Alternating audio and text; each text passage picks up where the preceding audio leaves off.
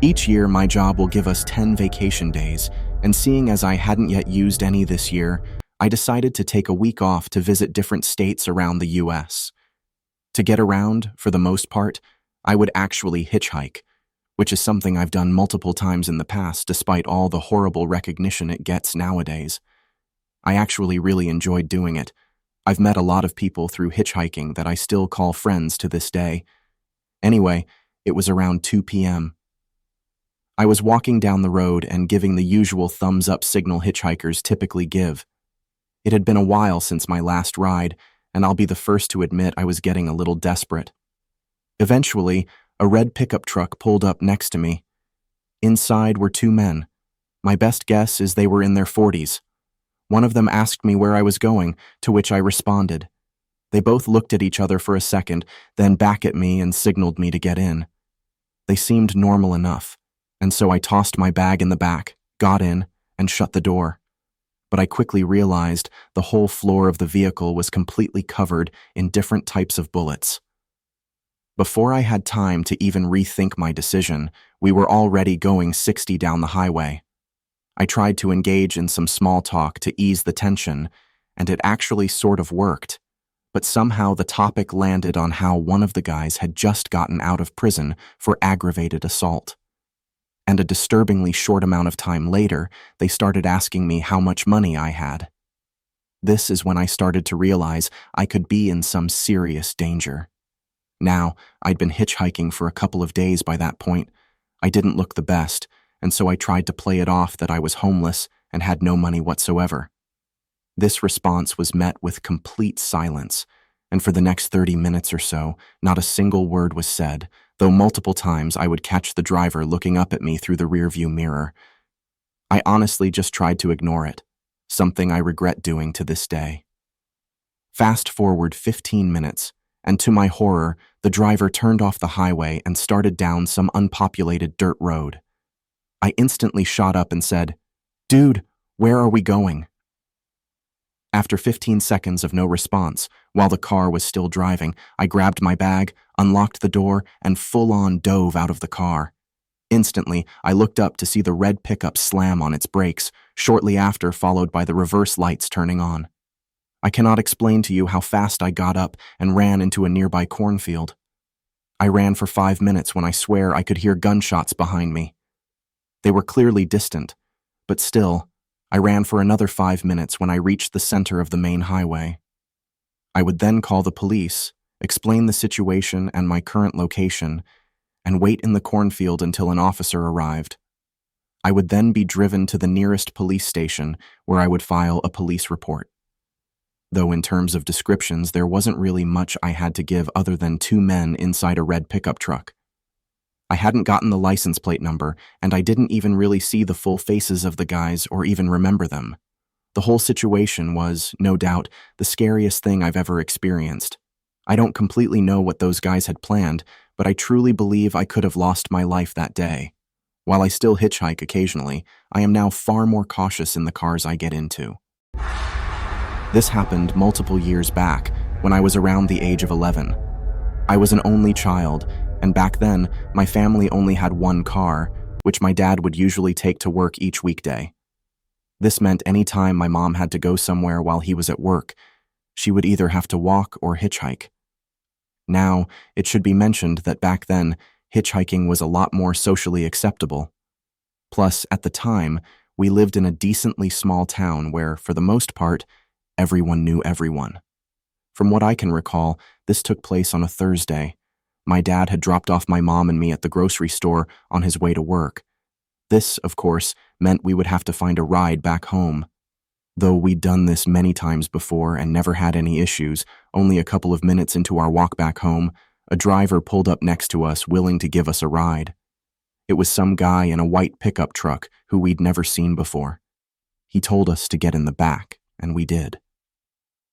My mom started giving him directions to our home from the highway, but in honesty, it looked like the guy was just ignoring her. And when we came to our exit, this was confirmed, as he straight up drove right past it. The guy then went on to explain how we had to make a quick detour first. This was extremely unnerving, but after a while, we came up to a farm. The driver took out the keys, told us to wait in the car, and disappeared. My mom clearly didn't know what to do.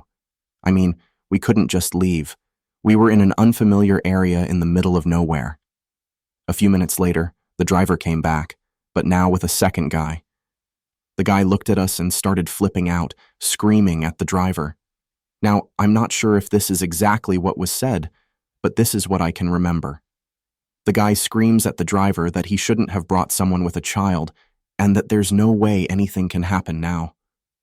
From what I recall, more things along those lines were said, but like I just mentioned, I can't remember exactly. The driver then got back in the truck and apologized to us. My mom would sternly tell the man to take us back to where he picked us up.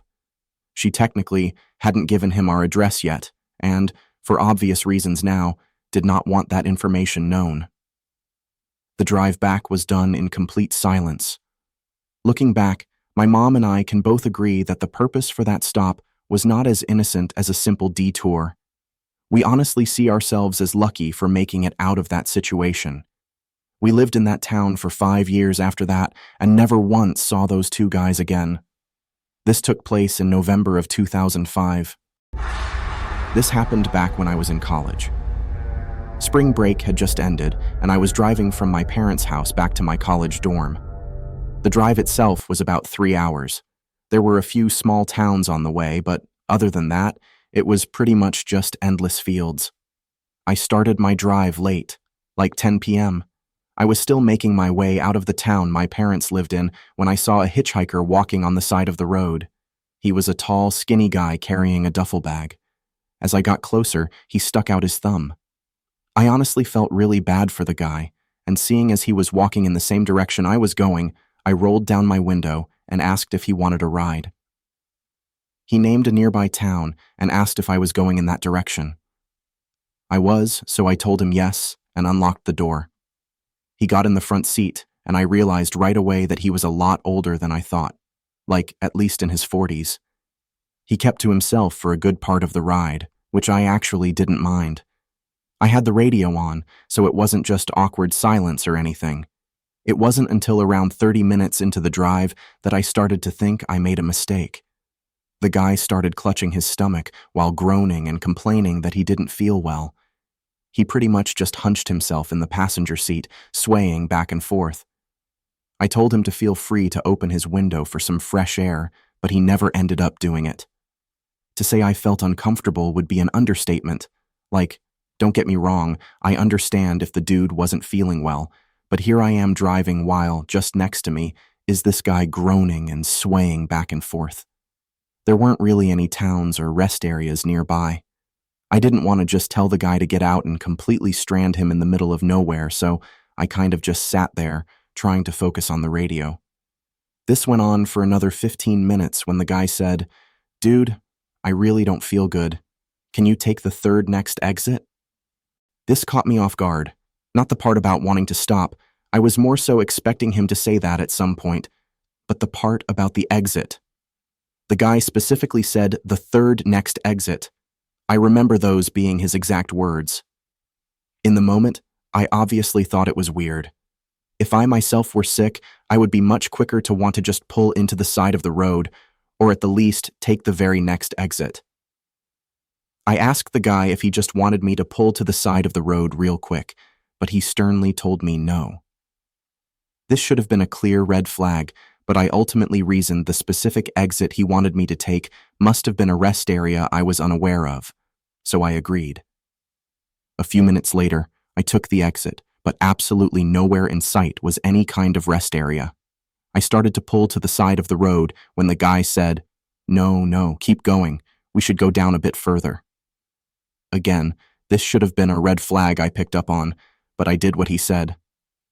Eventually, he told me to stop. He got out and, within seconds, disappeared into the darkness.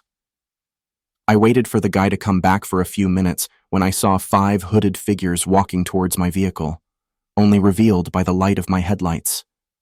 They were clearly carrying weapons and now charging towards my vehicle. I got into the car, started darting in the other direction, but they actually started shooting at me. From what I recall, 5 gunshots were fired, 2 of which hit the back of my car, though even still, I was able to get out of there. I didn't stop the rest of the way back. I did call the police and report it, but I never got any follow-up. When I made it back to my dorm, I would find the bullet holes in the back of my car. I think it's worth noting that one of them was only a couple of inches from my tire, which makes me think whoever was shooting was aiming for the tires, but I'll never be able to know for sure. I don't fully know the motives of that hitchhiker that night, but at least to me, it's obvious he intentionally lured me into that specific spot, which, might I remind you, was nowhere near any type of civilization. I have since never picked up another hitchhiker.